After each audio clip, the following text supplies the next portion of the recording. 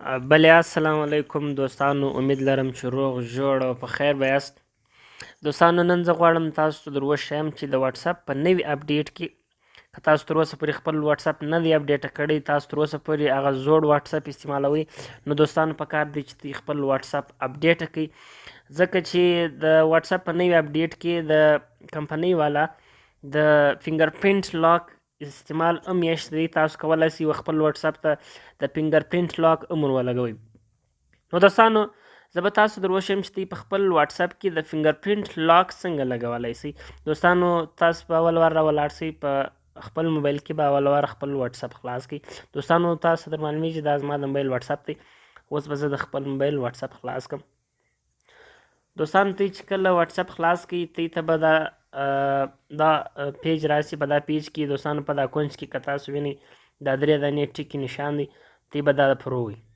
دوستانو دوی له به دا آپشنز راشي. په دا آپشنز کې تر ګور د اخري چې کوم د سیټینګز آپشن دی، دوی به دا سیټینګز پرو وي. دوستانو دوی چې کله سیټینګز پرو وي، د هغه بعد به دوی له دا آپشنز په مخه درشي. په دا آپشنز کې د ټولو څخه اول چې کوم آپشن دی دا چابي غوندې چې تاسو ته ښکاره کېږي د اکاونټ غږ، دوی به دا اکاونټ پرو وي. دوی چې کله اکاونټ پرو وي دوستانو، نو دوی له به دا آپشنز راشي. په دا آپشنز کې به دوی د اول آپشن دا د کل که ته وینئ پرایویسي ورسره لیکلې ده، دوی به دا پرایویسي پرو وي.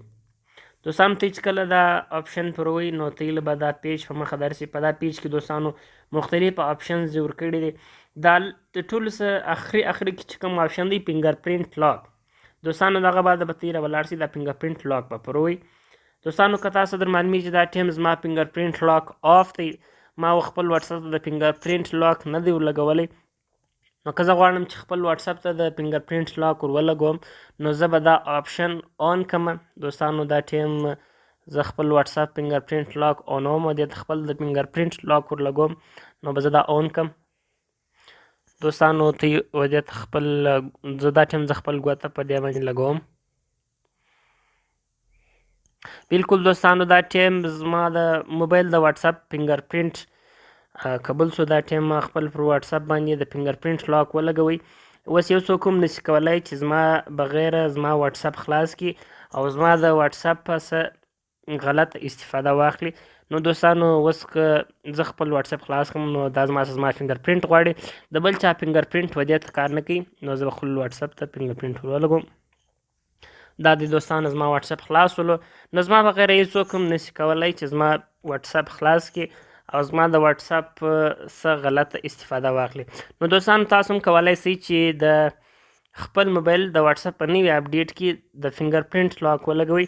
نو په دا طریقه باندې کولی شئ چې ودې ته خپل د فنګر پرنټ لاک ور ولګوئ.